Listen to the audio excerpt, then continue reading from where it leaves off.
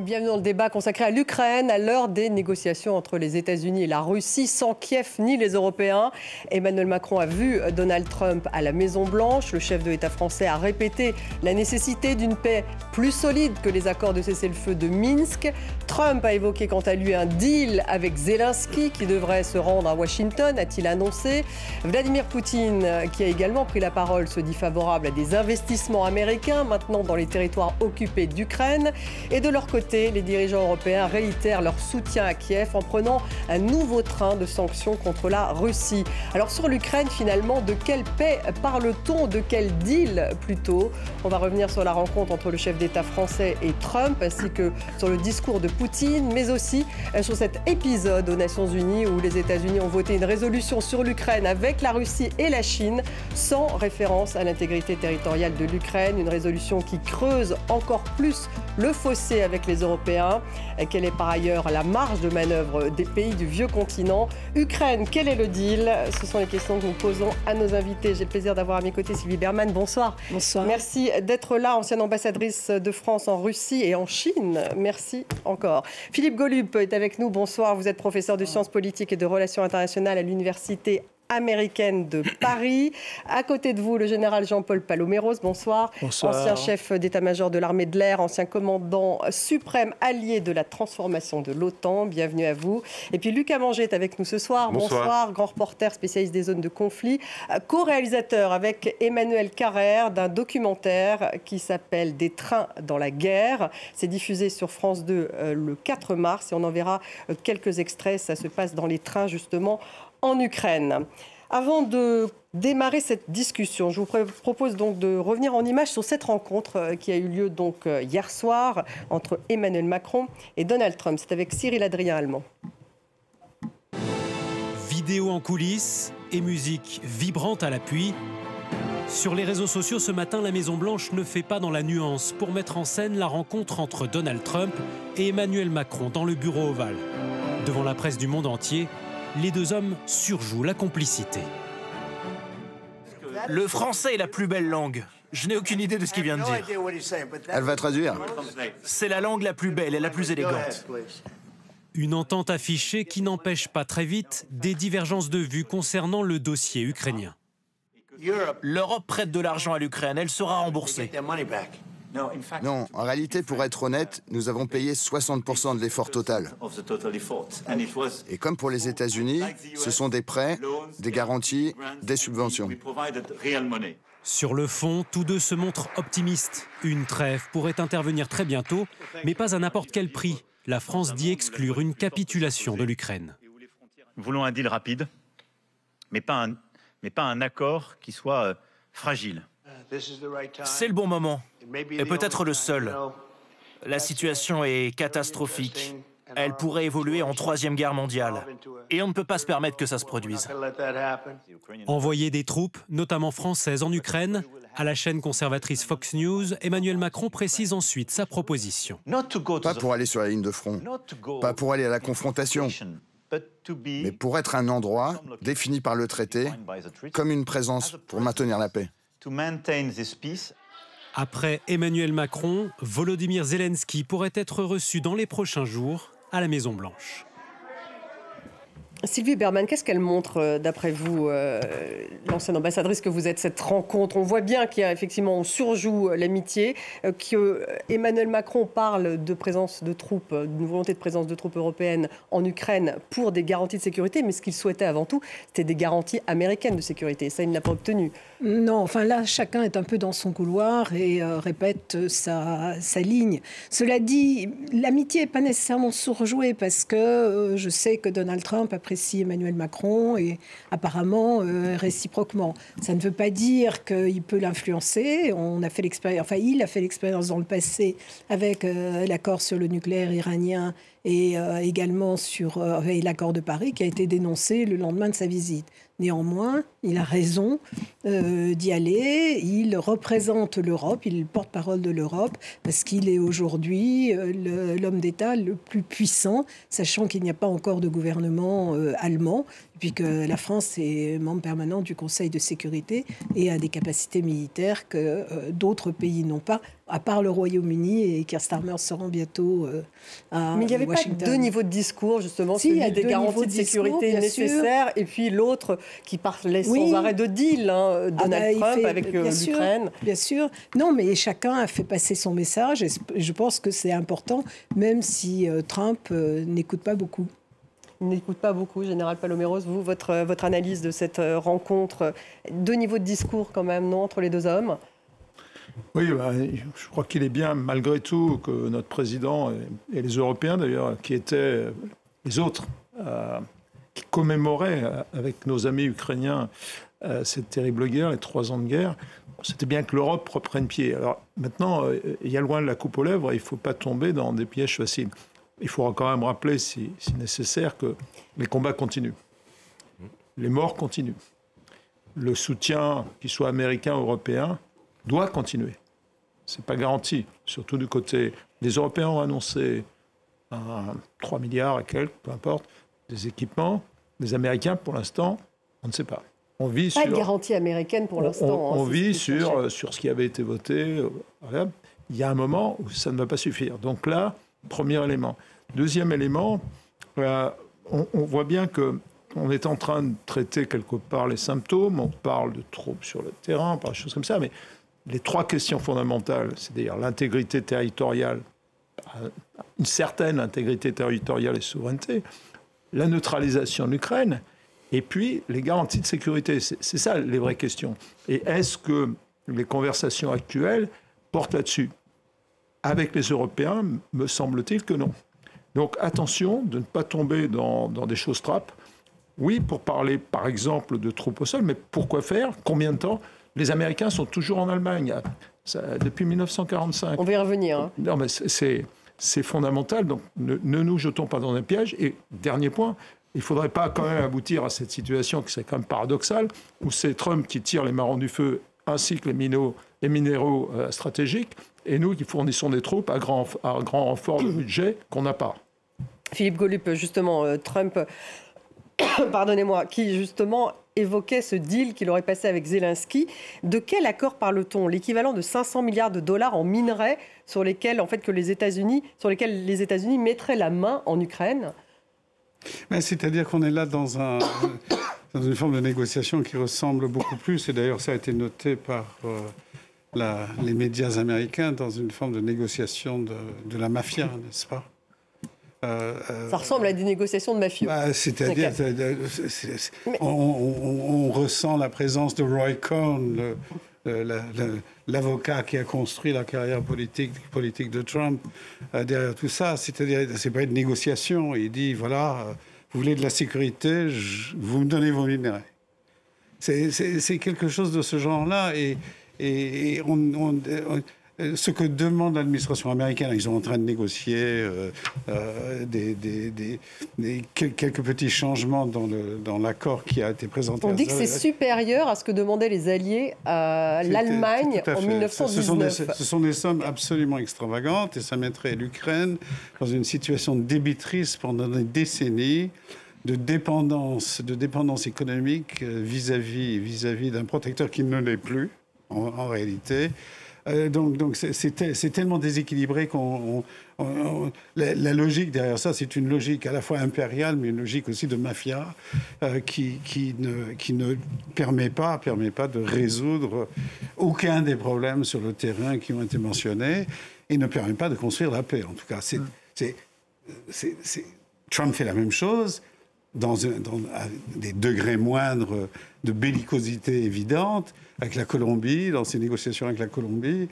C'est du chantage vis-à-vis de la Colombie. On vous coupe les échanges si jamais vous ne faites pas ci. Il a fait la même chose avec réussite, avec le Panama. Il le fera avec d'autres. Trump est un... C'est une logique impériale. C'est une logique impériale et mercantiliste. Et Trump ne pense qu'aux grandes puissances, qu'il y a une négociation entre les grandes puissances. Le reste est mercantile et impérial. Lucas Mangeur, vous revenez d'Ukraine. Vous avez réalisé avec Emmanuel Carrère ce documentaire Des trains dans la guerre qui sera diffusé sur France 2. vous revenez d'Ukraine, mais que disent-ils les Ukrainiens quand ils voient tous ces marchandages? Enfin, ça doit être quand même... Ils ont été très choqués par ce qui s'est passé, notamment la semaine dernière. Vous savez, le début de cette négociation sur les terres rares et les minerais stratégiques, c'est quand l'envoyé spécial de Trump est arrivé à Kiev et a proposé une sorte de pré-contrat, un draft à Zelensky en disant... Voilà, en disant à Zelensky, tu signes là. En fait... Zelensky a opté pour la stratégie de le faire savoir. Il l'a fait d'abord savoir aux Ukrainiens et puis au monde entier en disant « je ne signerai pas ce document ». C'est ce qui a rendu Trump complètement foudrage. Le lendemain, il s'est mis à le traiter de dictateur, en disant qu'il n'était qu'à 4% de popularité. Mais en fait, Zelensky a essayé d'utiliser ce qu'il fait depuis 3 ans, une sorte de ressort nationaliste ukrainien, en disant les amis, on est en train de se faire dépecer le pays là.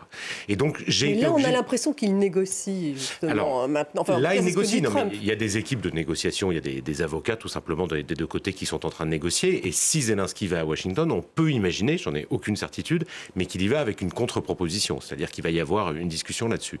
Mais enfin, comme vous le disiez, ce qui a été proposé, et ce qui est fou, c'est de voir, quand on lit dans la presse américaine, à quel point les équipes de Trump ont été surprises que Zelensky ne signe pas ce document, en disant mais enfin il est fou, on lui propose la paix contre, effectivement c'était quasiment à perpétuité les minerais stratégiques. Donc pour répondre à votre question, les Ukrainiens ont été extrêmement choqués. D'un côté ils ont l'impression de risquer, il y a l'ours russe qui menace de les dépecer, et tout d'un coup les Américains qui les aident depuis 3 ans leur disent bah nous ça va être pareil sauf qu'on va prendre le sous-sol et qu'on va se débrouiller avec les Russes pour la partie du Donbass, où il y a aussi beaucoup de minerais stratégiques. Alors, votre documentaire se passe dans les trains, comme son titre l'indique, des trains dans la guerre. Vous allez à la rencontre donc de tous ces Ukrainiens. On va regarder un extrait, celui justement de ce jeune homme qui va voir sa mère, parce que sa mère est snipeuse sur le front. On regarde. Мама всі 8 років казала, що почнеться війна, що почнеться велике російське повномасштабне вторгнення. Ми всі 8 років була в цьому впевнена. І було багато дуже сперечань, було багато дуже розмов з цього приводу. Кажу, мам, ти смієшся? Яка війна? Ну, ти виключи просто телевізор і все буде добре. Просто не слухай це. Ну, воно ж тільки тебе гнітить, дратує, воно тільки тебе вертає в цей стан. Але це було неправильно, те, що я казав. Треба, вона опинилась права. За 2 тижні почалась війна. І коли почалась війна, мама пішла вона була снайпером, стала снайпером.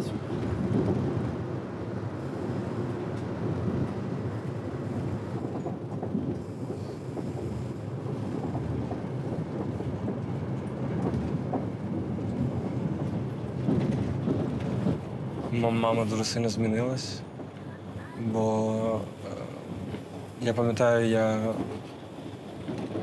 літом чи весною я приїхав в Харків, і мама мене забрала з вокзалу. І ми, коли доїхали додому, я дуже сильно розплакався, я не міг заспокоїтись, бо я ніби її не впізнавав. Вона стала, вона стала більш, такою, дуже сильна. Я завжди знав, що мама дуже сильна людина, але я зараз побачив, наскільки вона... Зараз нарешті це побачив. І я просто не впізнав, бо вона була чимось роздратована, якісь були такі дивні реакції. Вона сильно змінилася. Люди на війні змінюються.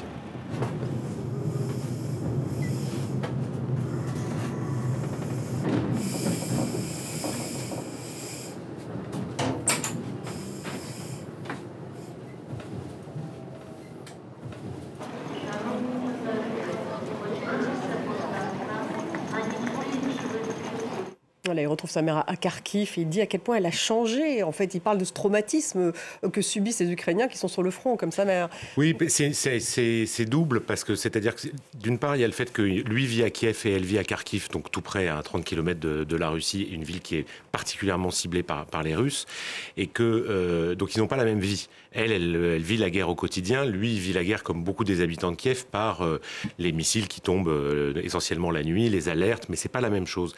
Et puis il y a ce décalage partage d'âge, c'est-à-dire que l'Ukraine a fait un choix qui est discutable et sans doute contestable, je parle sous votre contrôle général, mais de ne pas envoyer tous les jeunes faire la guerre et de mettre en priorité sur les lignes de front, donc ceux qui risquent d'être tués, des gens plutôt entre 45 et 60 ans.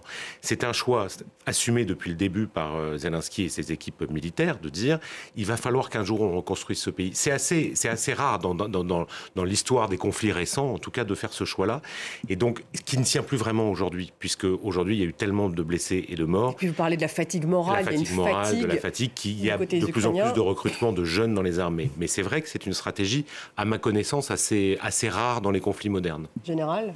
Oui, c'était frappant, hein, cette double responsabilité du président Zelensky, le chef de guerre, donc se donner les moyens de gagner cette guerre, ou en tout cas de ne pas la perdre, et deuxièmement, préserver l'avenir. Et c'est vrai, vous avez raison, dans tous les conflits récents, ce n'était pas un sujet, et il a mis ça vraiment à l'ordre du jour, avec les risques que ça comporte, hein.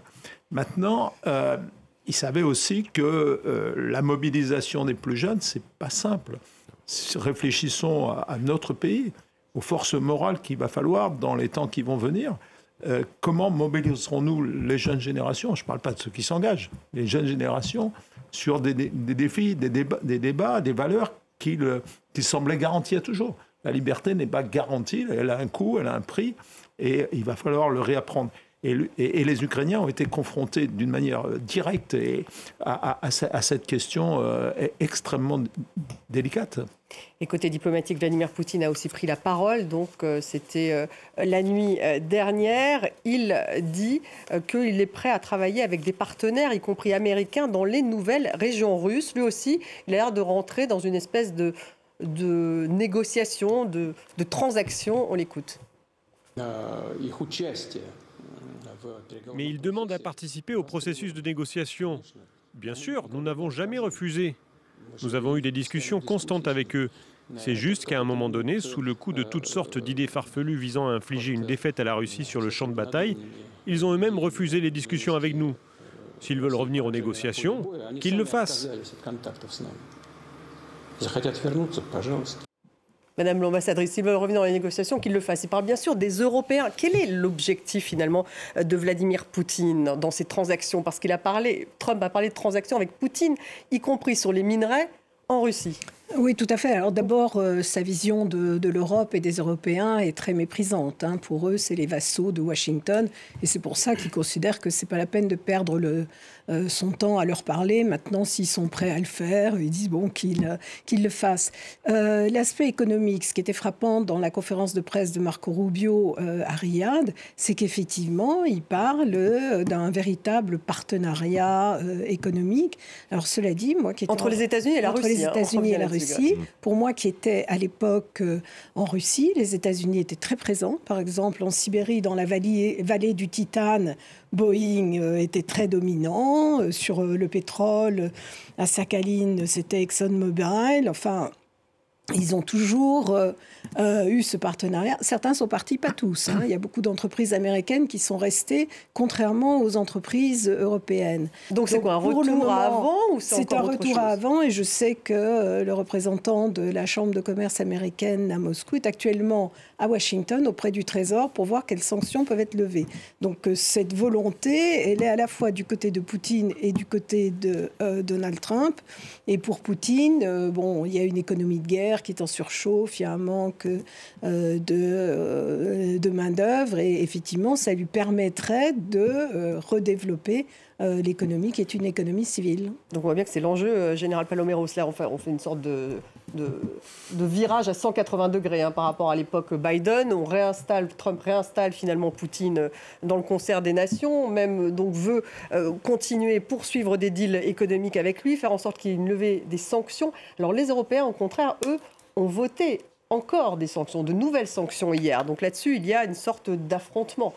L'Europe, les Européens commencent à assumer leur rôle, c'est-à-dire un rôle d'une puissance qui s'ignore quelque part, mais qui compte.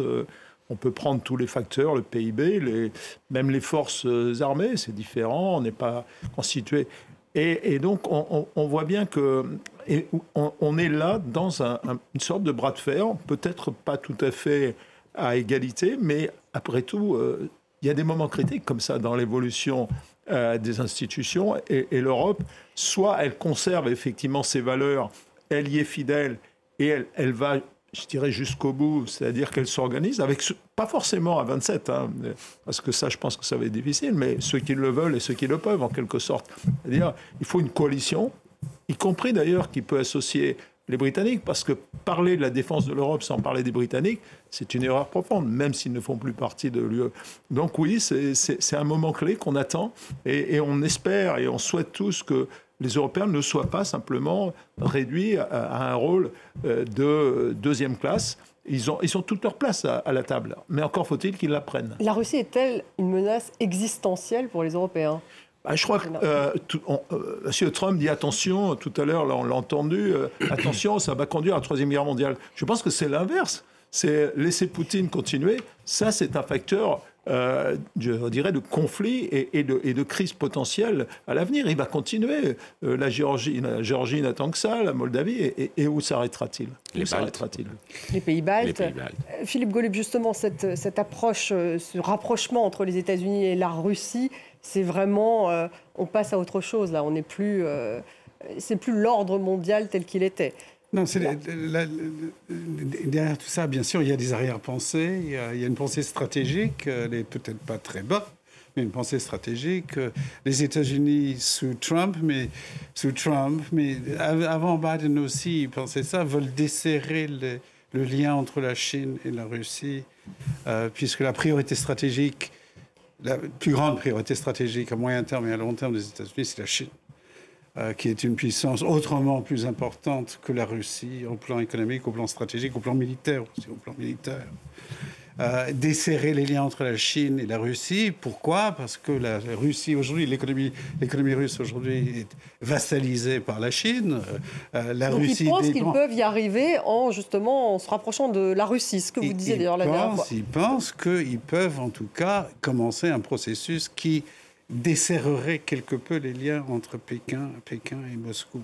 Ça ne veut pas dire, évidemment, qu'il n'y a pas aussi des considérations économiques autres, des firmes américaines dont vous avez parlé en Russie, mais il y a une pensée stratégique là, c'est-à-dire que dans le jeu entre grandes puissances, il y a 3 grandes puissances et puis une puissance montante potentielle, l'Inde, et les Européens qui ne comptent pas pour grand-chose dans tout ça. Ils ne comptent pas pour grand-chose. 3 grandes puissances, et dans le jeu entre ces grandes puissances, les États-Unis vont essayer de manœuvrer, n'est-ce pas, dans ce jeu-là. Lucas Manger, sur la menace russe, alors quand on revient d'Ukraine, j'imagine, comment perçoivent-ils, eux, la Russie ? Ils l'aperçoivent, c'est plus une menace. Et pas seulement d'ailleurs l'Ukraine, puisque vous étiez dans les pays de l'Est, les pays baltes. Parce que c'est intéressant de savoir ce que veut effectivement Poutine et comment est-ce qu'il est perçu. Jusqu'où peut-il aller ? Est-ce que c'est ce qu'on... Il est perçu comme non seulement comme une menace existentielle, mais comme un ennemi direct et tout proche. C'est pour ça qu'il faut écouter ce qu'on n'a peut-être pas suffisamment fait au début de la guerre et avant même l'invasion russe. Les pays baltes, c'est les pays d'Europe orientale.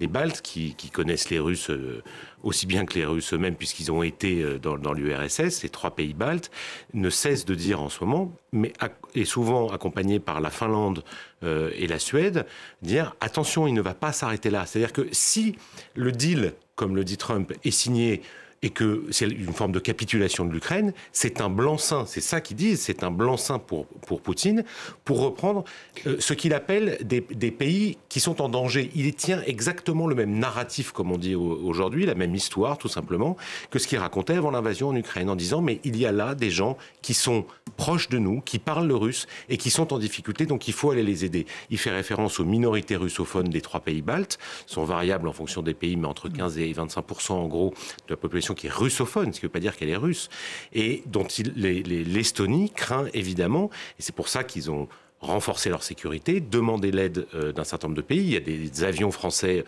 des Rafales qui sont stationnés, que vous connaissez parfaitement, qui sont stationnés près de Vilnius pour prévenir ce genre de choses, mais ils ont le sentiment que si l'Ukraine perd, parce que c'est ce que proposent Trump et Poutine aujourd'hui, il continuera. Ils veulent restaurer l'Europe de Yalta. Poutine, on peut dire ça? Oui, enfin, je pense que sa logique, c'est celle des zones d'influence. Et quand il parle de ces pays, il parle de l'étranger proche et il considère qu'il doit avoir plus ou moins un contrôle dessus. Mais comme Donald Trump veut en avoir sur le Panama, le Canada, il y a la même approche finalement. Ils ont la même logique et une logique impérialiste. Que disent-ils des Européens, les Ukrainiens? Les Ukrainiens sont tous ceux qu'on ne considère plus lorsqu'on est américain, enfin quand on s'appelle Trump. J'y étais pas ces 2 dernières semaines, donc mais ils ont d'abord ce sentiment, vous savez, la guerre, l'invasion russe a réveillé un sentiment profondément européen d'une immense partie des Ukrainiens. Pas de tous, pas 100% des Ukrainiens, il y en avait qui étaient très proches de la Russie. Beaucoup de ces gens-là sont depuis partis en Russie ou en Biélorussie, ou sont restés dans des coins du Donbass qui sont occupés. Mais Kiev se sent aujourd'hui comme une capitale européenne et vit comme l'Europe. Et c'est ça qu'ils ont voulu montrer. Et c'est pour ça qu'ils ont voulu résister à l'invasion russe. Donc ils se sentent aujourd'hui très inquiets de se dire mais quand est-ce que, ce qu'on dit tous sur ce plateau, quand est-ce que l'Europe va montrer enfin? Il y a les discours, il y a les visites à Washington, mais il y a encore énormément de dissensions. Et je vous rejoins quand vous disiez tout à l'heure que ça ne sera sans doute pas une Europe à 27, mais s'il y a une initiative qui fait se joindre des pays baltes, la Pologne, la France, l'Allemagne, la Grande-Bretagne, il n'y a que ça qui peut rassurer les Ukrainiens et qui peut provoquer une forme de réveil européen assez rapide et qui est nécessaire. Alors le problème, c'est que l'Europe n'est pas autonome dans ce domaine et qu'elle a besoin du soutien logistique en termes de renseignement américain et que certains n'iront jamais s'ils n'obtiennent pas ce soutien. C'est ça, Général Paloméros, le problème. C'est ce que cherchait Emmanuel Macron. C'est que, certes, cette autonomie stratégique européenne, c'est très bien. On sent effectivement qu'un certain nombre de pays européens sont prêts à le faire. Les Britanniques qui veulent aussi augmenter leur PIB, enfin la part des armes dans le PIB. Mais est-ce que l'Europe peut faire sans les États-Unis, sans une garantie de sécurité américaine? Alors, elle peut faire différemment. Ça sera évidemment moins efficace. De toute façon, les Américains, et en particulier au sein de l'OTAN, que je connais bien, ont fait quelque part tout fait pour que l'Europe n'acquiert pas certaines capacités stratégiques. Si on regarde bien les grands équilibres, ils vont vite aussi. Ils innovent, on voit, et qui plus est aujourd'hui avec les grands du numérique. Donc, c'est pas une attaque contre les Américains, c'est peut-être une attaque contre les Européens qui, eux, ont beaucoup plus de mal à innover. Ils ne sont pas ensemble, ils ne sont pas mis en cohérence, ils ne sont pas mis en synergie. Mais l'Europe n'est pas nue. Donc, effectivement, il y a un équilibre à trouver. On ne fournira pas l'aide que fournissent aujourd'hui les Américains. Ce n'est pas possible. Ça sera différent, ça sera difficile, ça demandera beaucoup de courage. Mais entre ça et les abandonner, il y a quand même... je pense que ça vaut la peine d'essayer au moins d'être toujours là pour... ne serait-ce qu'ils gardent le moral et la confiance, qu'ils aient quelques alliés encore. Philippe Goolup. Oui, l'OTAN a toujours été... L'OTAN a été construit par les États-Unis après-guerre. La position de puissance des États-Unis en 1947-48 était énorme par rapport aux alliés européens qui étaient intégrés dans le système atlantique. Les États-Unis en 1945, c'est 50% du PIB mondial, n'est-ce pas, et 50% du commerce international. Et donc, dans l'OTAN était toujours structurée par une fiction d'égalité. Il y a une fiction juridique d'égalité entre les différents participants de l'OTAN. Ce qui est difficilement compréhensible, c'est que Donald Trump et ses équipes ne comprennent pas que l'OTAN a été un multiplicateur de la puissance des États-Unis en Europe et dans le monde, et que lui est en train de déconstruire actuellement. Il ne raisonne pas du tout comme ça, en fait. Pardon ? Il ne raisonne plus du tout comme ça. Il parle même pas. Il ne raisonne absolument pas comme ça. On va revenir justement sur les Ukrainiens avec un extrait de votre documentaire, Lucas Manger. On va voir justement qu'il y a les Ukrainiens qui sont au front, et puis il y a ceux qui sont à Kiev. Ils ne pensent pas forcément la même chose. Девушка, полная жопа. Понимаете, что такое жопа? Вот это у нас жопа.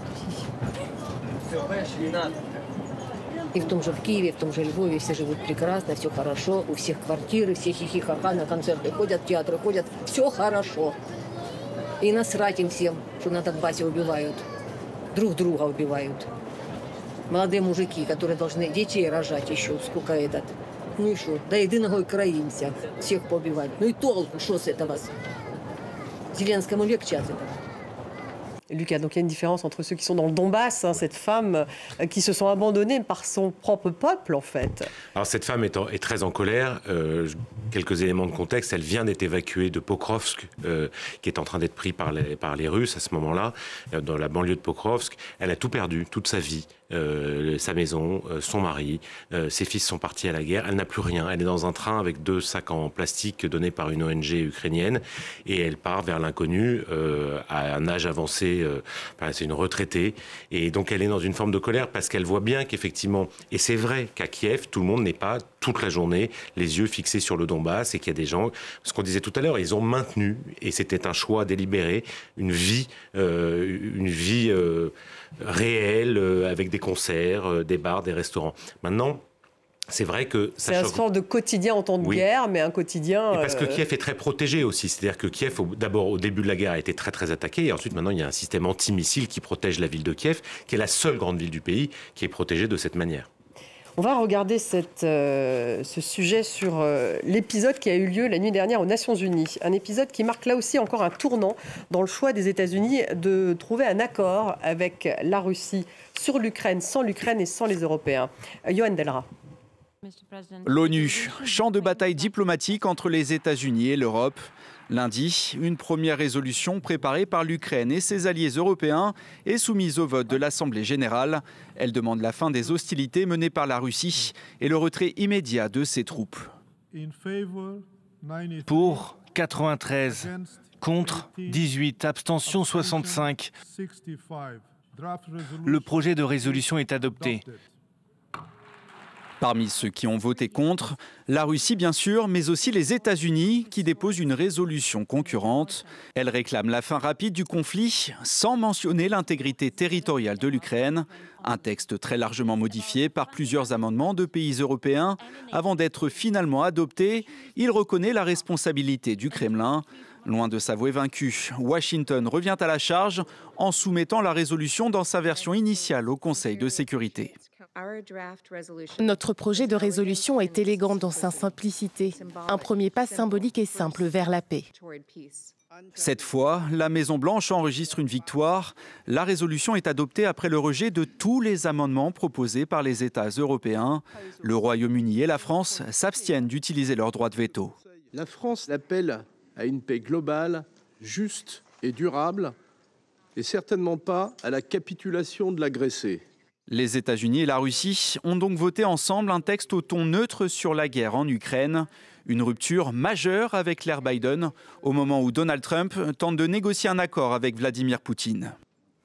Sylvie Bermann, là on est vraiment dans une rupture, enfin ça ne fait que consacrer cette rupture de la politique étrangère américaine, ce qui s'est passé aux Nations Unies. Oui, tout à fait, c'est un basculement complet du monde. On n'a jamais vu une résolution entre les États-Unis et la Russie, a fortiori depuis la guerre. En même temps, ils ne peuvent pas voter une résolution qui appelle au respect de l'intégrité territoriale, sachant que la position américaine est que les Ukrainiens devront céder du territoire. Et donc c'est la raison pour laquelle le vote a eu lieu à l'Assemblée générale. La résolution à l'Assemblée générale a été adoptée, mais c'est une majorité des gens présents. Mais il y a 193 membres à l'Assemblée générale. Il y en a 91, donc il y a ceux qui ont voté contre, et parmi eux, les soutiens habituels de la Russie, plus effectivement les États-Unis, mais plus Israël, en soutien aux États-Unis, alors que généralement, ils votent plus contre la Russie parce qu'ils ont de mauvaises relations. La Chine s'est abstenue, parce qu'en réalité, la Chine a une position assez claire sur l'intégrité territoriale. Elle n'a jamais reconnu l'annexion de la Crimée, même si elle est favorable à la Russie. Et par ailleurs, la France et le Royaume-Uni ne pouvaient pas se permettre de mettre un veto. Ils auraient pu mettre un veto. Oui, mais ils ne sont pas dans l'antagonisme vis-à-vis de Washington. Pour le moment, ils n'ont pas de toute façon de contact avec Moscou dans la négociation pour la paix. Donc, leur seul canal, c'est les États-Unis. Oui, ils sont en train d'essayer, en ce moment même, Macron et Keir Starmer, d'essayer de nouer quelques liens avec Donald Trump pour essayer renouer quelque peu le dialogue transatlantique. Donc s'ils émettaient un veto à ce moment-là, ça exploserait la situation. Mais il faut bien rappeler cette sorte de manipulation américaine là, au sein des Nations Unies pour finir effectivement avec une résolution qui a même été adoptée au Conseil de sécurité avec la Chine, la Russie et cette abstention de la Grande-Bretagne et de la France. Ça a été parfaitement dit. Enfin, ils nous prennent en otage. Évidemment, on ne va pas poser un veto qui appelle à la paix en Ukraine. Mais le codicile, c'est certes, mais on ne parle pas effectivement ni de la souveraineté de l'Ukraine, ni de son avenir. Bon, voilà, et les Nations Unies sont ce qu'elles sont aujourd'hui. Et quand M. Trump parle, enfin, il n'a pas encore parlé aux Nations Unies, mais je pense qu'il a un grand dédain pour ce type d'organisation. Je crois qu'il a un grand dédain pour tout ce qui est... Il a un grand dédain, mais il a tenu à faire cette résolution. Donc il l'utilise, en fait. C'est ça qui est intéressant. Non, mais je pense que c'est pour valider, effectivement, ce qu'il souhaite faire, parce que les Nations Unies, malgré tout, donnent une légitimité. Une légitimité. À une Donc est-ce que ça veut dire qu'il y tout en aura... la méprisant comme organisation. C'est ça, il la méprise, mais en même temps, il en a peut-être besoin pour légitimiser... Non, mais absolument. Et le Conseil de sécurité, c'est pas anormal, parce que l'organe qui est en charge du maintien de la paix et de la sécurité internationale, c'est pas l'Assemblée générale, c'est le Conseil de sécurité. Mais il faut quand même souligner que nous sommes dans un moment historique où le droit international et le droit humanitaire international sont en train d'être jetés par la fenêtre, par les grandes puissances, mais aussi par les puissances moyennes comme Israël, n'est-ce pas? Mais l'administration Trump, comme pour la Russie de Poutine, comme pour le gouvernement Netanyahou en Israël, le droit international n'a aucune espèce de prise sur la réalité politique. C'est ça qui est intéressant. Il utilise l'ONU comme pour effectivement légitimer sa politique. Oui, puisque ça lui donne une apparence de légitimité. Mais ça ne change rien au fait que le droit international pour lui ne compte absolument. Conseil de sécurité, si on regarde les choses, les membres permanents, ils sont 2 contre 3. Enfin, 3, la Chine s'abstient, les autres aussi. Ah bon. C'est un jeu mortifère, mais... c'est un jeu entre grandes puissances. C'est un jeu entre grandes puissances. Mais c'est dommage qu'ils ne parlent pas des vrais sujets, c'est-à-dire du nucléaire, des choses importantes pour l'avenir du monde. Un jeu entre grandes puissances contre les Ukrainiens, enfin, je veux dire... Oui, pour revenir aux Ukrainiens, ils voient tout ça leur passer au-dessus, et c'est des négociations, ces discussions, et avec, comme vous le disiez, une absence complète de respect pour le droit international. Mais c'est ce qu'a fait Trump déjà la semaine dernière quand il a mis en cause la CPI, la Cour pénale internationale, et menaçant d'interdire de séjour aux États-Unis le procureur qui avait mis en examen Netanyahou et Yahya Sinwar. Juste un tout petit rappel, la CPI est l'héritière directe du procès de Nuremberg, qui est un procès qui non seulement a créé le crime de guerre et le crime contre l'humanité, mais qui était c'est une invention américaine. C'est grâce aux Américains qu'a eu lieu le procès de Nuremberg qui finira par donner la CPI. Donc c'est un renversement non seulement de l'histoire, mais aussi des valeurs américaines. Sauf qu'ils n'adhèrent pas à la CPI. Non, je sais bien. Ils n'adhèrent pas à la CPI. Un mot sur Keir Starmer, parce qu'il nous reste peu de temps. Keir Starmer, donc, qui va voir Donald Trump jeudi, qui maintenant dit qu'il veut faire une sorte de sommet, organiser un sommet de leaders mondiaux. Donc on ne sait pas encore qui il invite, mais manifestement ce week-end se passera quelque chose au Royaume-Uni organisé par le Premier ministre britannique.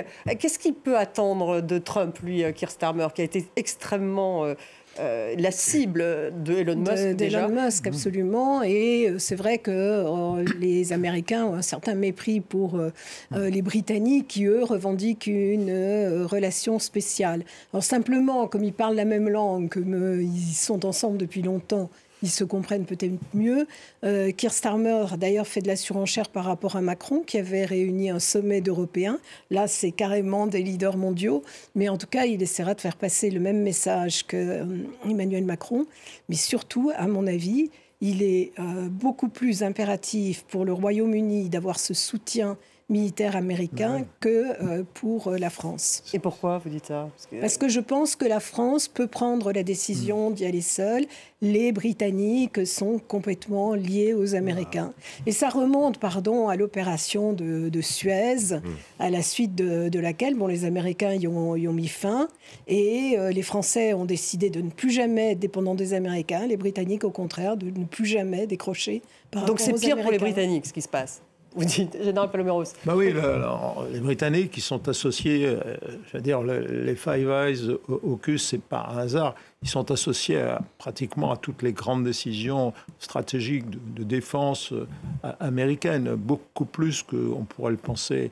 Mais c'est pas ça qui va faire changer d'avis Donald Trump. Non, certainement pas. Mais non. D'une manière très précise, j'ai été un peu déçu par les annonces faites par le Premier ministre sur son effort de défense. 2,5% du PIB. 2,5%. C'est pas grand-chose, c'est pas suffisant. I want my money back, mais là, il retient son effort. Hein. Ça ne va pas suffire à Trump. Là, ils vont avoir un petit sujet. Une petite remarque sur Suez. Eisenhower a eu raison à Suez de menacer d'utiliser une diplomatie économique coercitive pour que les forces françaises, britanniques et israéliennes partent, parce que c'est une opération néocoloniale, n'est-ce pas? On est dans une période historique tout à fait différente. Là, on est... c'est ça. Oui, mais les conséquences, aujourd'hui, comptent aussi dans les relations avec les États-Unis. Pour revenir tout de même, Général Paloméros, je voudrais que vous ayez le mot de la fin tout de même. 100 000 soldats américains sont présents en Europe, c'est ça le chiffre? À peu près, oui. 100 000. Donc 100 000. Là, on parle de 2,5% du PIB pour la Grande-Bretagne, la France, donc, qui va aussi un peu accélérer, la Pologne, mais enfin, une armée européenne, comment peut-elle remplacer 100 000 hommes américains? C'est quand même la question qu'on se pose pour ces garanties de sécurité. Il faut les équiper, il faut qu'ils travaillent ensemble. Le nombre est important, on le voit bien en Ukraine, mais les Ukrainiens montrent aussi que la qualité équilibre. Donc, il faut qu'on soit plus innovant, mais surtout qu'on travaille ensemble. Mais vous voyez ça sur quel type de calendrier? On n'ait plus peur de travailler ensemble. Oui. On parle, c'est assez simple, 23 pays de l'OTAN, 23 pays européens sur les 32. Si on ne parle pas d'un pilier européen de l'OTAN aujourd'hui, on n'en parlera jamais. C'est dans ce cadre-là, à mon avis, qu'il faut travailler, parce qu'on reste attaché aux Américains autant qu'ils le veulent. Ça reste à voir. M. Trump, c'est pas encore. Est-ce qu'il faudrait sortir de l'OTAN, tout simplement? C'est pas le moment. Absolument pas. On est bien à 23. On définit des normes d'interopérabilité, on s'entraîne. Que ces 23 soient mis au service de l'Europe, qui elle-même a un traité engageant, d'ailleurs, le traité de Lisbonne, ou au service de l'OTAN, le tout, c'est qu'ils travaillent ensemble. Donc c'est le moment, c'est le moment critique pour les Européens. Oui, au sein de l'OTAN, un pilier de l'OTAN, un pilier européen de l'OTAN, et si nécessaire, un pilier qui se détache en morceaux, peut-être pas tous les 23, mais en tout cas une grande partie. Merci beaucoup, Général Jean-Paul Paloméros, d'avoir été avec nous. Merci Sylvie Bermann d'avoir été avec nous. Philippe Goulup, merci Lucas Manger. Merci à vous tous d'avoir suivi cette émission. Vous la retrouvez sur les réseaux sociaux et en podcast, et je vous dis à demain.